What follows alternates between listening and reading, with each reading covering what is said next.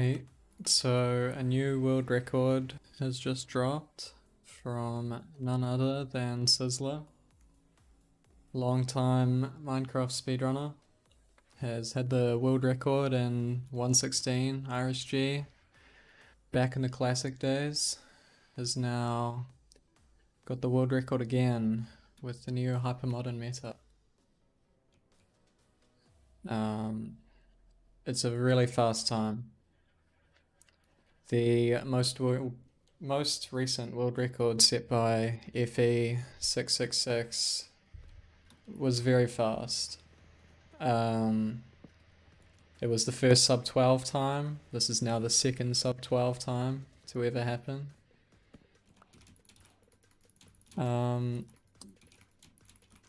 His spawn is honestly average.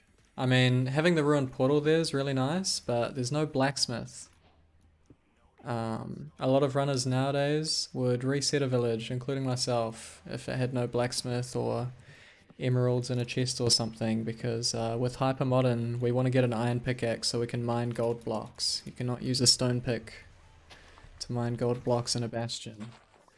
And getting iron ingots and that kind of thing is very... it's either a time loss, or it's risky, or it's unreliable. There's all kinds of reasons why going for iron ingots in a bastion chest is not favourable. It's always more favourable to have your iron pickaxe entering the Nether.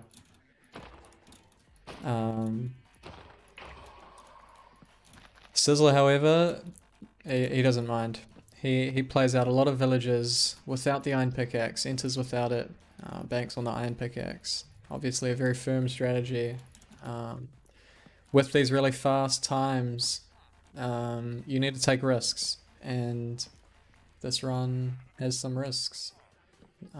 The main one, even playing this run at all, playing this run in the first place was a risk in terms of his actual, his time, his personal time. Should he even play this? I want to go back. TheeSizzler is very well known for his golem kills. He's crafting all kinds of things while killing the golem. He's sorting his hotbar, crafts wheat, gets ready to throw away this torch, places it on the ground. Amazing task overlapping, really. TheeSizzler's super fast. Fastest inventory in the game, for sure. I can't think of any competition. TheeSizzler has the fastest inventory management out of anyone. He gets 4 beds out of the village, which is... I mean, a lot of people will enter the end without... Well, people will enter the end with 4 beds. 4 bedding the dragon is... not totally reliable. If you've ever seen a set seed run, they always play with 4 beds because obviously getting a 5th bed would be quite slower in that competitive category.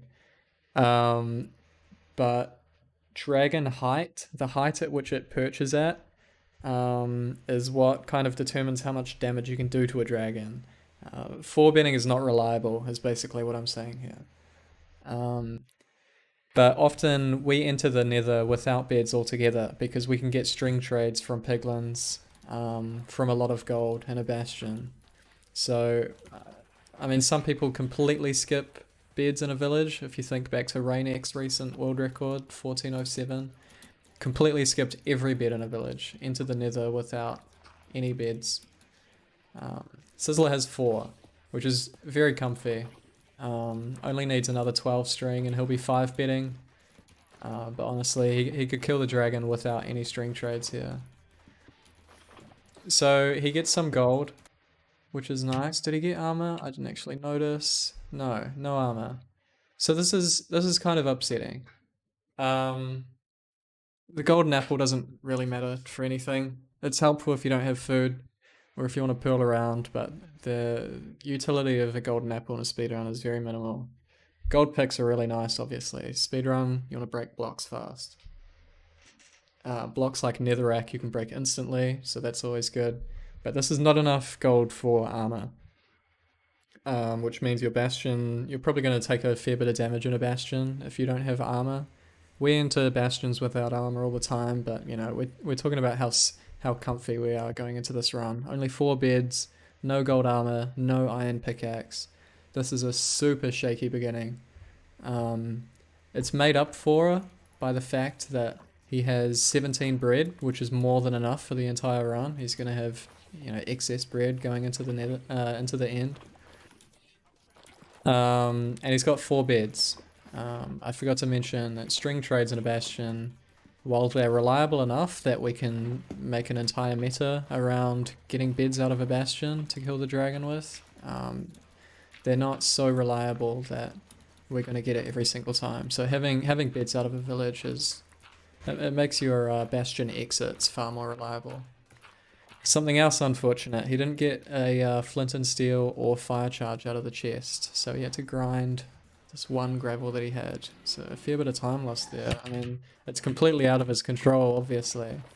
Maybe if he had a couple more, he could break these a lot faster rather than having to break and place it over and over. But that was how long was that? I mean, we're just picking holes just to show how possible sub 10 is, right? If he got instant flint, he would have saved another 10 seconds or so, which is crazy. And this run has a fair bit of that kind of thing where things that are invisible in a regular run, you know, someone's sub 15 or sub 20 run, you know, flint rates, I mean, they're important, but they're not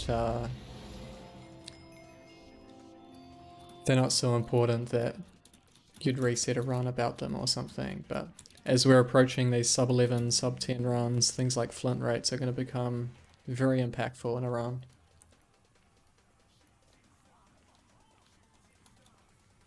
He gets a second ruined portal in the Nether. I think it's worth analysing what his spawn is in the Nether. So, most people should be familiar with micro lensing. There's a fair number of videos on my channel about it. When does he first open F3? Here. So he's got, you can't really see, there's a bit of overlap with his achievements. But he's got about 70 mobs, as you'd expect, 70 hostiles, and then around 30 non-hostiles, or items. Well, it's not technically hostiles, it's striders, but non-hostiles, I meant to say. So he's got around, you know, 100 versus 113, which tells you there's no Bastion in this Nether. He's entered sub 3, I believe. I believe it was a sub 3 enter. Yeah, it was. So he's got some wiggle room, you know. He doesn't need a reset on the spot. He can run around for a bit and still be on good pace. But he did not spawn with a Bastion within his render distance. I can't tell what his render distance is. His timer is hiding his chunk count, so I can't figure out what his render distance is. But whatever it is, he does not have a Bastion at spawn at all. I checked the seed by loading up the world myself. At 16 render distance, with all chunks loaded in, there is no Bastion, which to me and a lot of other runners is an instant reset, because a Bastion further than 16 chunks is generally too far away or too difficult to get to. The Nether has terrible terrain generally, right? There's lava seas, there's all these hills and everything, there's big walls all the time that are just so impeding in a run that it's resettable. But if you have good terrain, obviously it really doesn't matter that much how far your Bastion is in a lot of instances.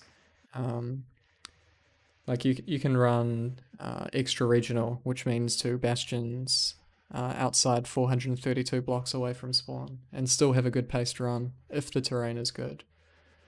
But generally, we're talking about the Nether here. The terrain is not often that good.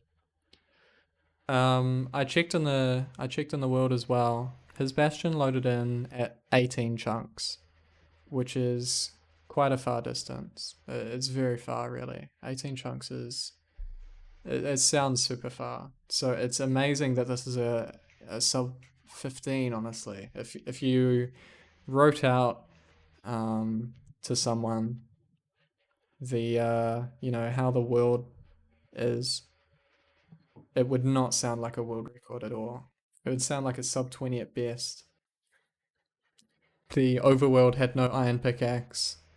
It didn't have all kinds of things. It just had a sub 3 enter and good terrain in the nether, is what made up for everything that, if we think about modern reset theory and everything, this does not seem like a good world at all, which is amazing. So it means, if we get a good world in the future, sub 10 is very possible.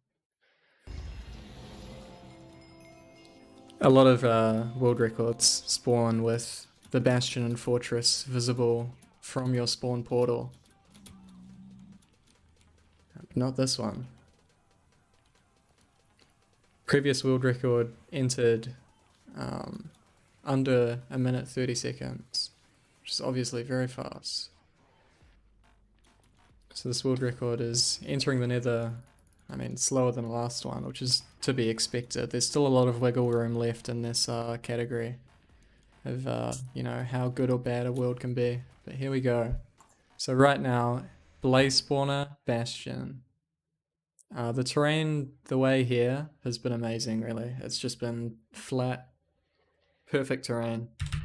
Go back to the ruined portal chest. He got a little bit more iron. He's got enough gold now to make armor, so he'll be quite comfy in the Bastion should he choose to make armor, or he can just throw gold at the piglins. That works as well. And he only needs one more ingot to make the iron pickaxe, so that he can start mining out gold blocks in the Bastion. So his odds of this run, going anywhere have increased quite a margin now. Also gets the gold chest plate, so he's got 5 gold ingots, a gold chest plate. Just needs 1 iron ingot, and he'll be set to finish this run. Should he get pearl trades and obsidian, he's got everything else. So a sub 4 fortress entry. I mentioned classic at the start of the run. Back in the day, we used to not play bastions. Just used to trade with piglins for pearls. This is honestly a good world for a classic run, in a way. Having a village off spawn, having gold already out of ruined portals and that kind of thing. I don't have iron. Having the spawner so quickly. This is a a good world for a classic run. If we were still playing classic, you could imagine this to be a pretty good world, but there happens to be a bastion involved as well. And it'll be quite apparent why we now play bastions when you see the time at the end of this round. Oh dear. Incorporating bastions into our runs, it gives you security on your pearl trades, but the primary reason, more than anything else, more than pearl trades, more than bed trades, primary reason why bastions are good is for getting the 10 obsidian out of the chests. Being able to warp, thousands of blocks that you'd otherwise have to run or swim or boat in the overworld. Being able to teleport thousands of blocks is obviously a very good thing in a speedrun. And that's where this time comes from. It's having the 10 obsidian. So out of the fortress now, a sub 2 fortress split. The spawns were not that great. The spawns, there are only 1 or 2 blazers every cycle. They can spawn up to 4. So, there's far better fortress splits. It's completely out of his control, but it's just amazing to think that this run could be so much faster. Gets the rest of his iron here. makes the iron pickaxe. A little stumble. Having the obsidian out of the chest makes this Bastion split expected to be far faster as well. If you don't get obsidian out of the chests, it's still possible to get 10 obsidian out of the trades, but it becomes a percentage game instead. And there's the rest of the obsidian. 16 obsidian, ready to go. Keeps checking chests, not sure what for. The Bastion was a little shaky, but it was fine. So people are going to probably mention that he's not doing the Ninja Brain route, which is where you put the piglins in this wall on the left here and throw gold from up top. The benefit of the route that he's doing, which is from 11 billion, which is this first wall route. The benefit of this is that piglins are trading earlier, which has its benefits, obviously. The earlier that you're trading means hopefully it'd be the earlier that you leave. The benefit of Ninja Brain route is that you get the second throw of gold to the piglins faster. It's easier to get all of the gold to the piglins in Ninja Brain route, but in this route it's easier to get your piglins trading ASAP, so you can get out of the Bastion sooner. So it's slower, as you can see. These piglins are not trading. It's slower getting the second set of trades in, but it's faster getting these early trades in. This is part of a whole theory of we should go for high rolls. If we're expecting to get a good time in a very luck-based game, we should probably try and, get high rolls sometimes. High rolls meaning, rolling a 6, basically, is what a high roll means. Ninja Brain route, it'll always give you a good time in a Bastion, but it's always, like, if you get all of your pearls and a small amount of gold, this route is going to be faster. And as you can see in this run, he does get his pearls and quite a low amount of gold. He hasn't got them yet, but he does get them. There they go. 3 pearl trades, I believe, in one set. And now here is the most defining part of the run from an analytical perspective. It's time to blind travel. Now, there's a lot of math and everything, and simulations and all kinds of things that goes into figuring out where we should blind travel. The stronghold can be within a certain distance from spawn, basically, right? Technically between 1,408 and 2,688 blocks away from 0, in the overworld. In the Nether, that's obviously divided by 8. 8 blocks in the overworld is 1 block in the Nether. But it's not a uniform distribution. The stronghold is not uniformly distributed. What that means is that there are kind of biases in a way. I'm not good with all these technical math terms and everything. That is a profession for someone else in the community. Basically, the stronghold is ever so slightly more likely to generate towards the inner part of the ring than the outer part of the ring because of some number related reasons. But the bottom line is, not the bottom line, sorry. So the way that we've kind of advertised the best places to blind in is around 220 blocks away from 0. That gets us at around 1,700 away from 0 in the overworld. Basically, it gives us best chance of being within 300 blocks of the stronghold. But in a really good paced run, sometimes you're going to be at pretty strange coordinates. If he was at, 260 here, it would be an option for him to pearl back to the coordinates that he's now at, which is a pretty good distance away. Like he's at perfect coordinates right now to blind at.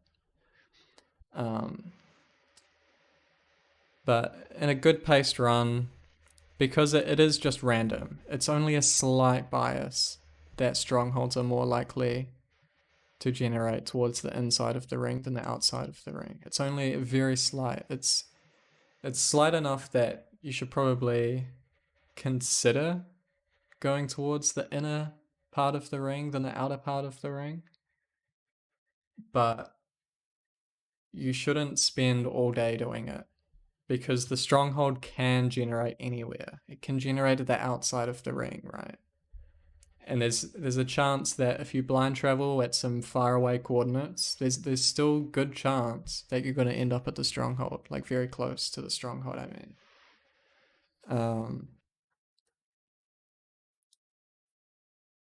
the problem with that is that part of the situation was never fully explained. That it's not super important to be at what we call ideal blind travel coordinates. Is somewhat important, but not totally important.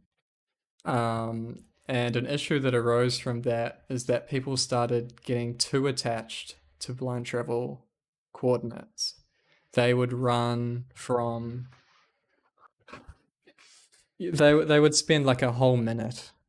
There's still a lot of people who spend like a whole minute or like 30 seconds running from one good location to another location just because they want to go to these ideal coordinates. It's basically not worth your time, because the stronghold, it is, it's a randomly thrown dart. It could end up anywhere. The stronghold could be anywhere in the ring. It just so happens that there's a slight bias towards the inside of the ring. So this issue of people getting too attached to certain coordinates is what impacts this run. Here's an example of an image that shows good stronghold coordinates, or blind travel coordinates. These have best chance to be within around 300 blocks of the stronghold, which is very close. It's like, you'll be there within a minute.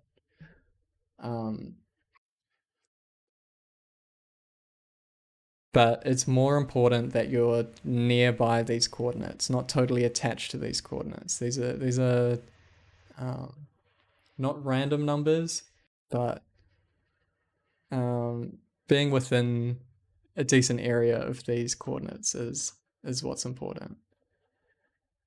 It can be confusing. The way Euclidean geometry works and everything, and charts and all the rest of it, is that the difference between 0 to 20 and 50 to 10 is like nothing. Even though, to laymen like myself, seeing this 50 number, that seems like a really far distance. Running 50 blocks, that sounds really far. But it turns out that they're like basically the same distance from 0, 0. Well, they are the same distance. These numbers are slightly rounded, but the chance of a stronghold at either of these coordinates is basically identical, which is hard to think about. Most people, when they learn how to blind travel, they go at either 0 to 20 or 155, 155, or 0 to 16, 150, 150 is the numbers that most people remember. And then these other numbers are kind of hard to remember. It's hard to remember 100, 100, 190, 75, 200. These are kind of not very memorable numbers at all. 150, 150 and 0 to 20 are very easy to remember. So there's a lot of runs on the leaderboard that run from good coordinates like 100, 190 to 0220 because, you know, these don't look like similar numbers at all, but they turn out to be the same distance. What happens here is Sizzler is at, sorry, let me go back again. Sizzler is at 217, negative 57. So 210.50, you know, these are basically, this is the same spot. The whether or not it's positive or negative doesn't matter. Whether or not he's 7 blocks off on both coordinates doesn't matter. He's very close to it, right? You don't need to be exactly at these coordinates. Anywhere nearby is fine. So he's at great coordinates to blind at. He could be blinding, you know, sub 740. The fastest blind travel ever is 755 by Davey. He happened to have 2000 distance, which is unlucky.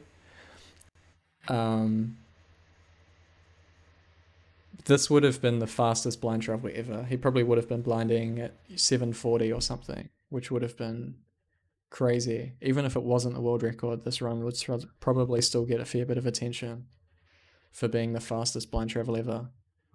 But what ends up happening, maybe because of nerves, I'm not sure. Maybe he doesn't know all the theory behind blind travel.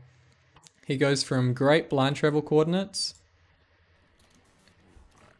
Pearl's somewhere quite random. Second, fourth. If we look at this again, he's going positive X. His X is already, am I looking at this right? His X is high. His Z is quite low. Even if he was trying to go to 0220, he's going the wrong way. He's increasing his X coordinate for some reason, which lowers his chance of being within good distance of the stronghold. It wastes a pearl, which is not that important. It wastes some food. It wastes the time that it takes for the pearl to get down there. Second, fourth. Checks his coordinates again, realizes that they're not looking very good. What? And then he throws a pearl negative X. So he just threw a pearl positive X, now he's throwing a pearl negative X. Oh, he's running negative X, sorry. And now he's running negative Z. Throws a pearl negative Z. So he's made his X bigger and his Z bigger now. And now he's starting to make his X smaller again. Now, I want to remind you again, the stronghold is completely random. Within rings, right? There's no bias to this coordinate or that coordinate. It's completely random anywhere along this ring. So it's not like strongholds are more likely to be at 150, 150. It's not like they're more likely to be here or less likely to be here. They're more likely to be within the inner part of the ring and less likely to be on the outer part of the ring, but none of these coordinates are any more special than each other. So he was at great blind travel coordinates, and again, maybe nerves, I'm not sure. Somehow ends up at 155, 155. I don't know how that happened. Again, it could have been a 740 blind, which would have been the fastest ever.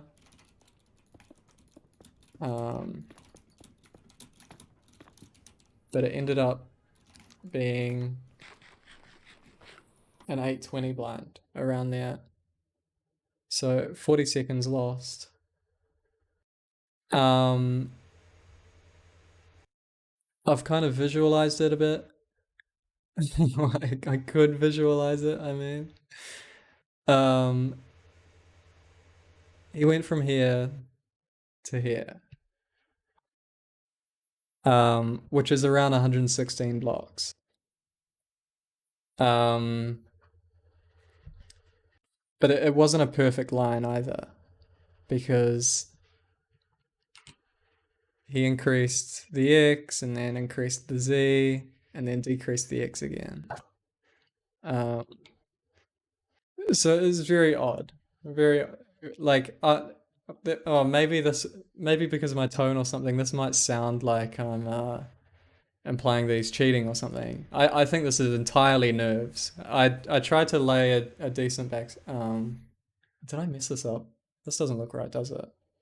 Oh no, this does not look right. What did I mess up? I messed something up. Look, the blocks were pretty far away. That's what I mean. I don't want to imply that he's cheating at all because I don't think he's cheating. This is a very convenient error, is what happened in this round. It was a complete error that happened to completely swing the run in his favor. I checked the blind travel distance at the Bastion. It was 1,000 blocks, which is probably, he might have PB'd on 1,000 blocks, but it would have not been anywhere near the world record that it is. So yeah, very fortunate error is what happens.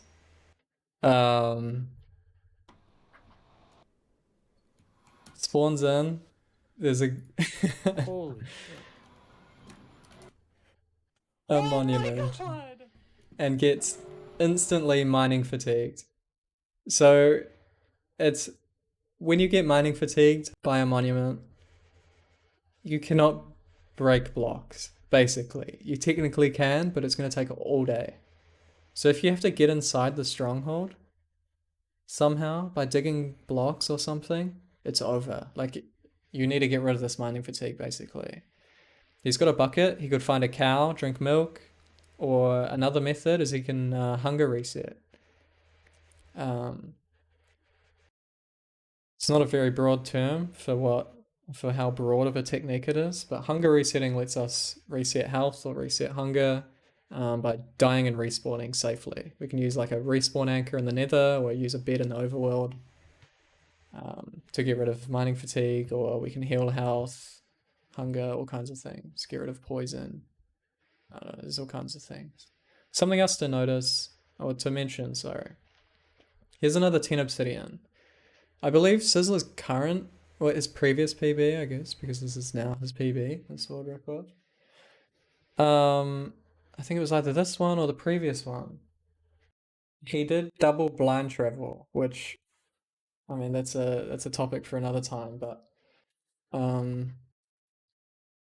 you can see, I think, yeah, currently Ninja Brain's PB has what's called calculated travel, which is basically we figure out the distance and angle of the stronghold and then build a second portal, or a third portal, I guess, if we're counting portals, to get the precise location of the stronghold, and then we try and portal pretty close to it.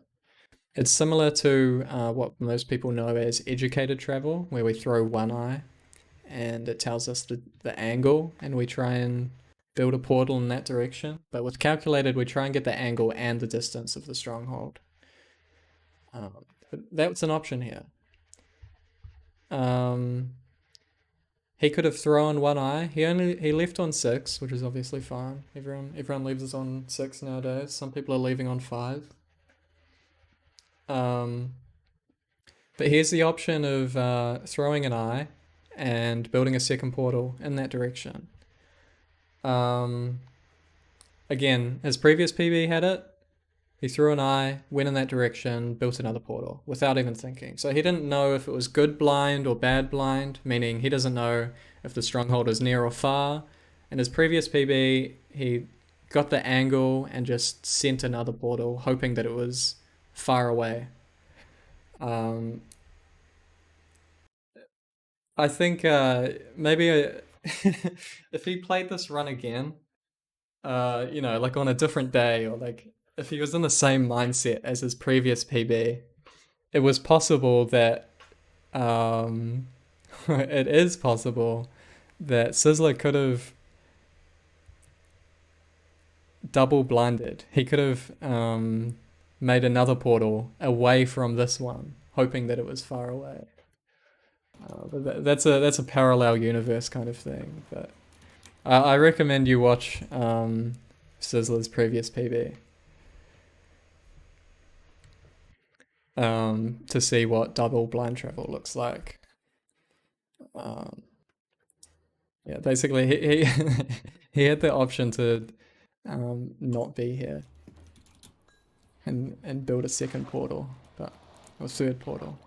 It's fine, obviously. That would have been quite a situation. But hopefully this run will stop people from ever doing double blind travel ever again. This is a perfect example of why you should never do that.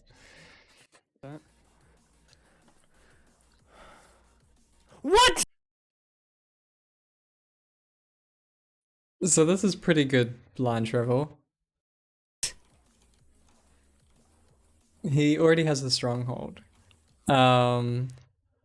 Technically we can look at the rectangles and kind of figure out, or just hope to find out, which one of them is the portal room. There was no light coming out of any of the rooms.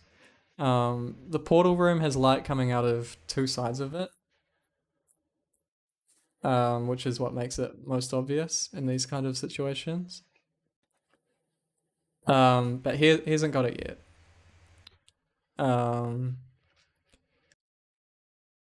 I think it's possible if he didn't have mining fatigue, he might have tried to enter the stronghold here.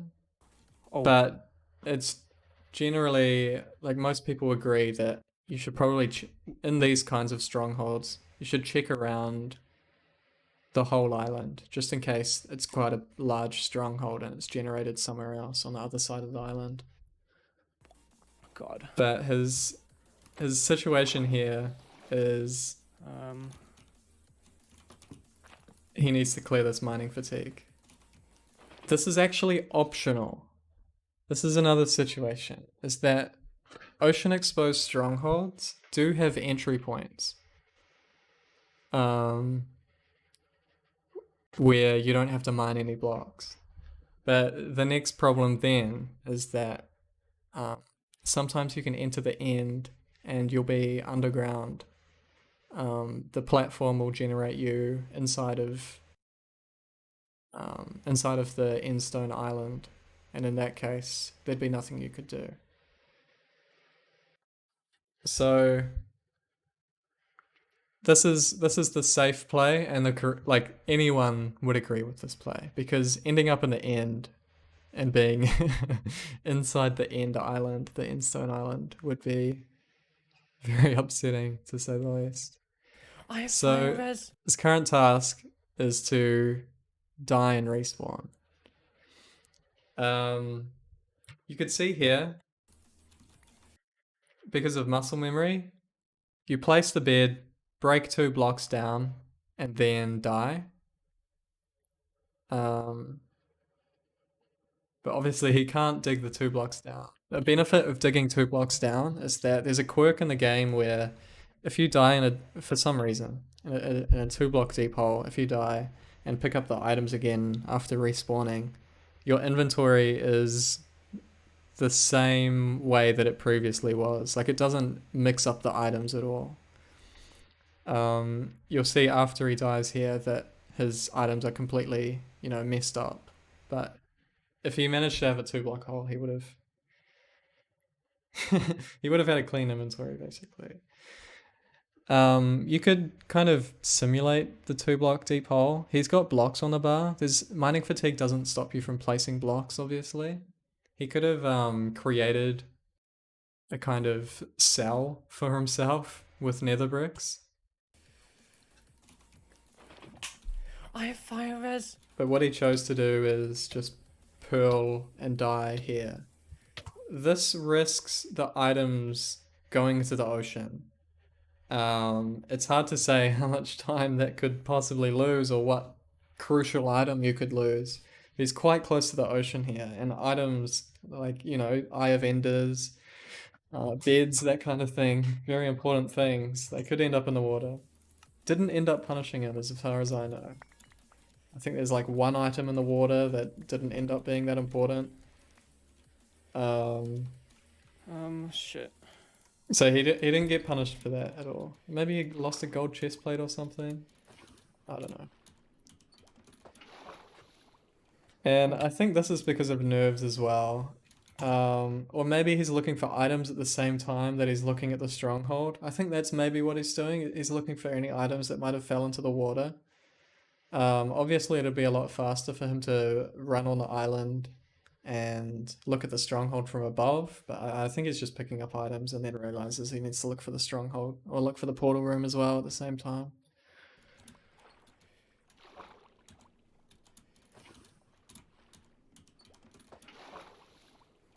Oh my fuck. Did I pick up? Yes. And he's found the portal room. Go, go, go. Light coming out of both sides, iron bars here. Sizzler's very well known for getting 0 eyes and having 1 eye break. I mean, very well known. Sizzler has lost more runs to leaving on 6 rods, having 1 eye break, and having a 0 eye than anyone. I'd almost go as far to say anyone combined, or everyone combined. It's comical how many runs Sizzler's lost to an eye break and a 0 eye. Which makes it amazing that his world record and his very competitive time happens to be he leaves on 6, gets a 0 eye, but an eye does not break. It's a very funny addition to the Sizzler lore.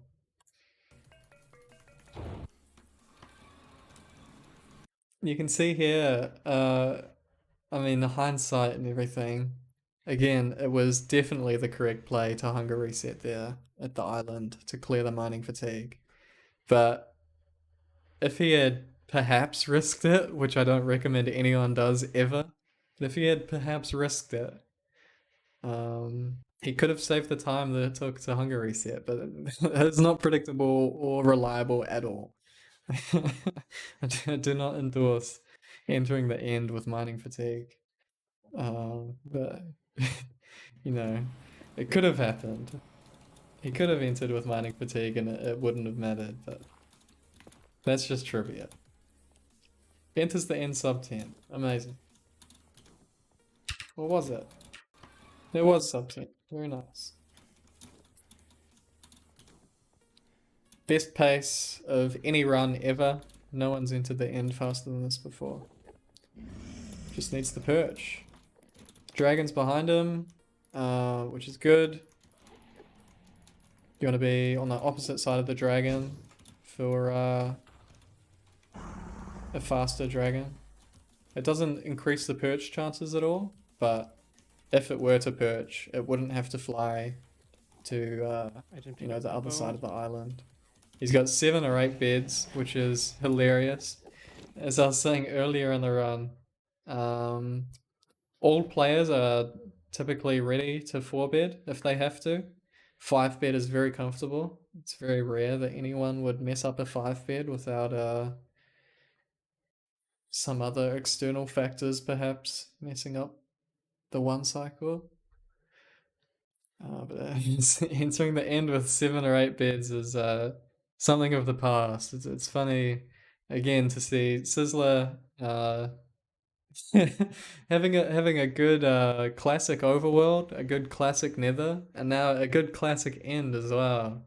All of these situations would be very good back in the day. It's funny to see him.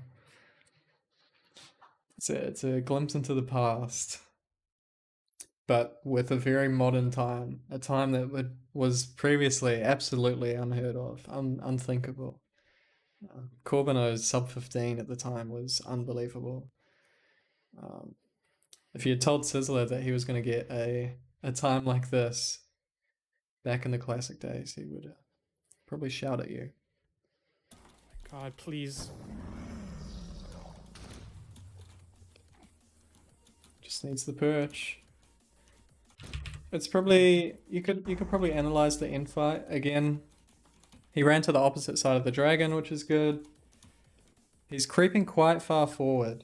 He's at around 40 blocks on the Z, as indicated by him being between the 2 pillars. God, please. Which is fairly risky. He's had 2 fireballs Please. already. So you're more likely to get fireballed the closer you are to the end fountain. Which is why we try and back up, or just basically get as far away from the fountain as we can, because we want to avoid fireballs. The less time the dragon is fireballing, the more time it has to perch. It is always just a 1 in 13 chance of it perching. If it chooses not to fireball, as long as you haven't broken any crystals, it's a 1 in 13 chance after it completes its task to fly from one end of the end to the other, one point in the end to another. It's always just a 1 in 13, but every time the dragon fireballs, that's time that it could have spent traveling between points in the end, trying to get closer to that perch. So we want to back up in the end as far as we can to avoid fireballs as much as possible. The dragon perches very quickly. It was a sub 10 end enter. The dragon's already perched. Oh my god! Gets the Chad double bed. What? 4+1. Amazing run. What the fuck? What the fuck? No, I did not just do that. No. No, no, no, no, no. No, no, no. No, no, no, no. I did not just do that. Holy fuck. Holy fuck.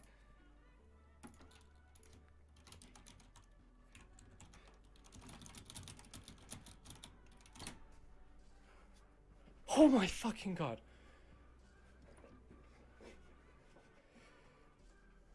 Oh my fucking.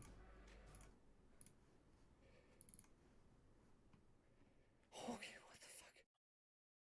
As we see in the description as well,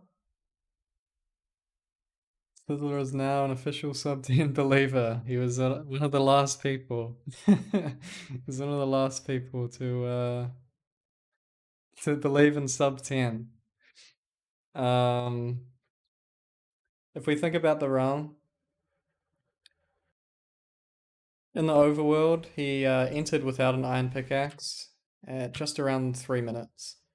The previous world record entered at around 1:15. So there's a minute and, more than a minute and a half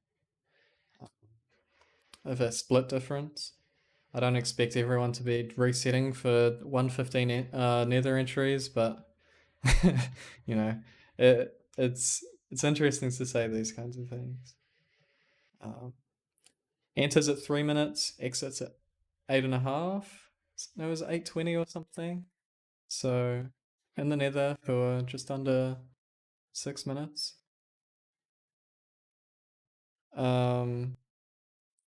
The blazes were average. It was barely a sub 2 fortress split. Some strategies like Soul Sand Valley spawnerless, which is where we drop the render distance, get a whole bunch of blaze spawns just randomly on these bridges of the fortress. Those fortress strategies have been shown to get 30-second fortress splits. This Bastion route, it was very fast. It's worth saying that this Bastion was fast.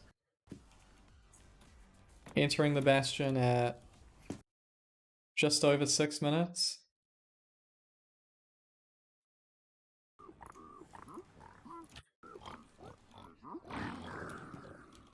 Exiting at 7:30, so under a 1 minute 30 Bastion. It's a very fast Bastion. But if we're looking into the future, trying to think about how much better runs can get, a lot of people have had sub 1 Bastions. Stables, the triple chest, is known to be one of the fastest routes for Bastions right now. There are a lot of other sub 1 Bastion routes developed by a range of people. Dowski is known for having some sub 1 bridge routes. Treasure has some sub 1 routes.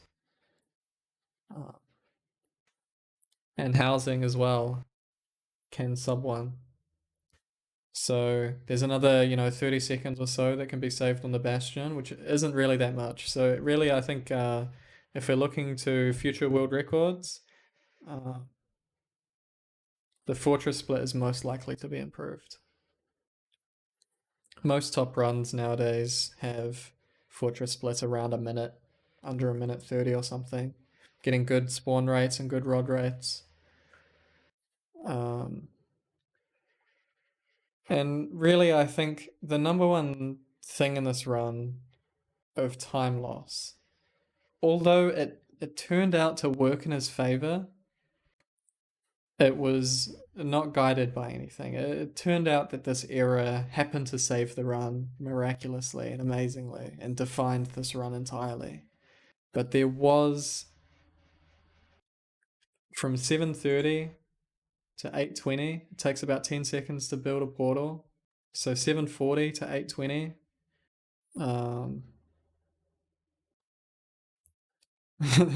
it's a lot of time lost, right? Of not changing odds at all.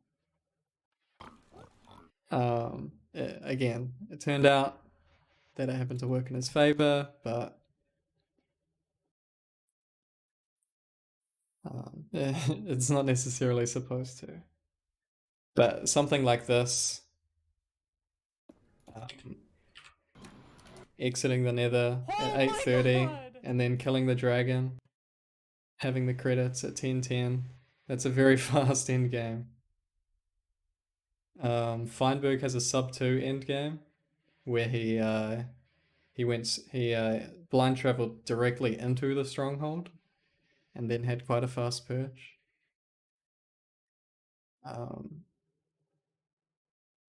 That's unlikely to happen again, but with divine travel, which it gives us a far better chance of ending up directly inside the stronghold. That's possible as well. That could happen. This is honestly, for what the run is, you could expect it to be a little faster than from 8:30 to 11:10. And this hunger reset shenanigans, this is not likely to happen again in a world record. Spawning on top of a monument, getting mining fatigued. Shit. Having to hunger reset. How long did this actually take? Probably around 9:06. Shit. Yeah, like around 25 seconds. So 40 seconds or so was, or 30 seconds or so was preventable in a future run. Preventable in that you can technically blind from the Bastion. That's preventable time loss. This is quite adverse time loss, having to hunger reset. The fortress split is also adverse time loss. Not really controllable, but it can be improved. This is a very fast end though.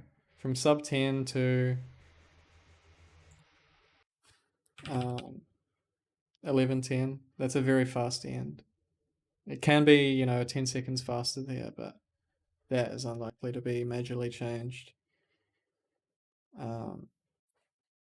Basically, there's another like 2 minutes left in this category before we have to look elsewhere for other time saves. And in summary of the whole run, really Sizzler is just the best player. A lot of people have said it for a very long time. He's had the run once that proved it, and now he's got the run again. It shows that he's the best player. He's very direct in his routing from A to B. It happens to be one of the major time losses in most runners' runs. It's just the simple process of running from A to B. There are mental hurdles attached to it. Sizzler is very good at avoiding those mental hurdles. They just don't apply to him, basically. Things like the task overlap of organizing his inventory during the golem. Most players don't, including myself. I don't possess the mechanical prowess to to sort my inventory in between these 1.25 second weapon hits on the golem. So it's very well deserved that the best player of the game gets the world record. But it's very clear that sub 11 is very possible and sub 10 is possible with some better RNG. It's also worth saying actually that entering the Nether, although he had amazing terrain, he did have to run 200 blocks. The player travel is at 7.1 blocks a second.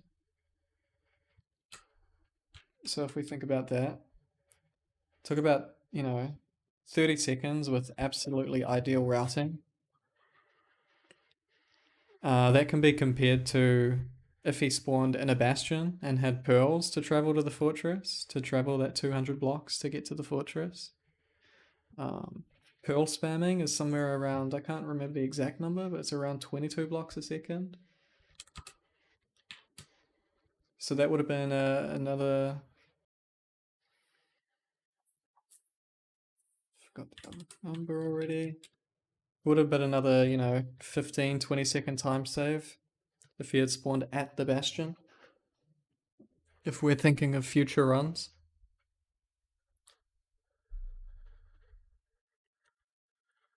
But really, it's getting sharp.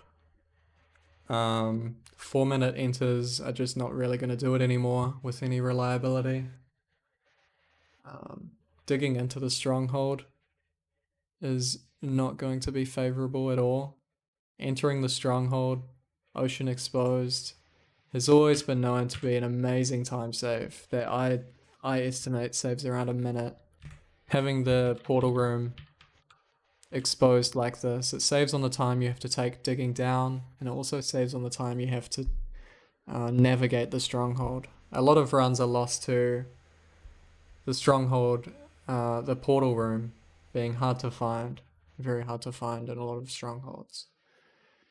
This evades all of that. So there's consistency added to the run as well, having the portal room ocean exposed. It's getting sharp. I'd hate to somewhat jinx myself and say that it'll be a while until this time gets broken, because I think that's what everyone has said for the past few world records. People didn't think Illumina's time would get broken. Got beaten twice within 2 days.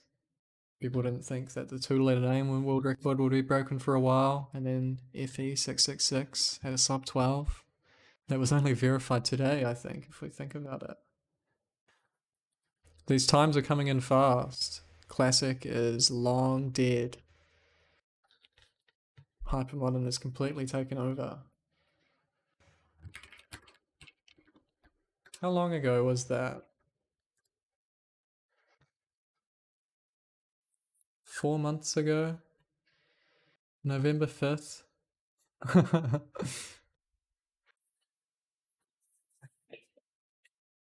This is entertaining.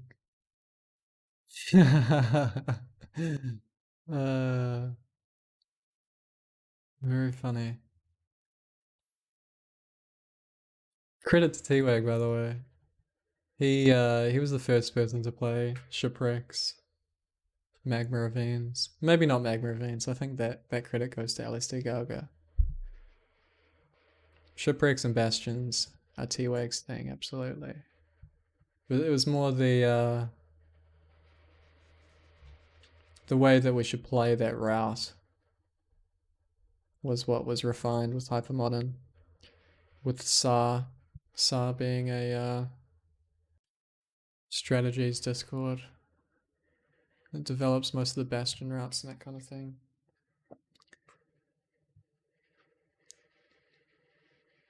It's a very fast time. 11:10.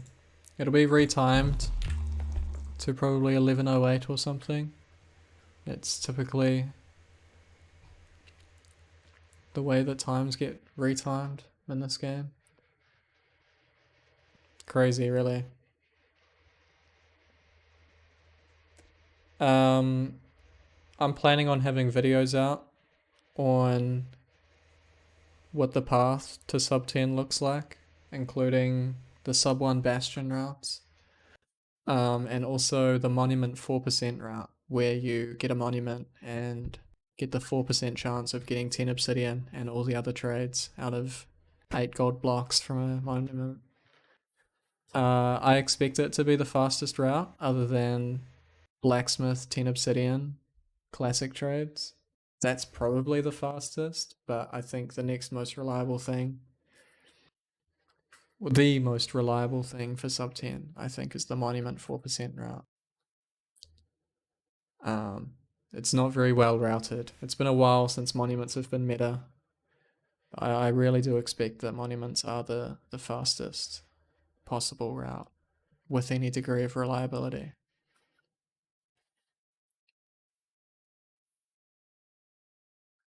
Thanks for watching.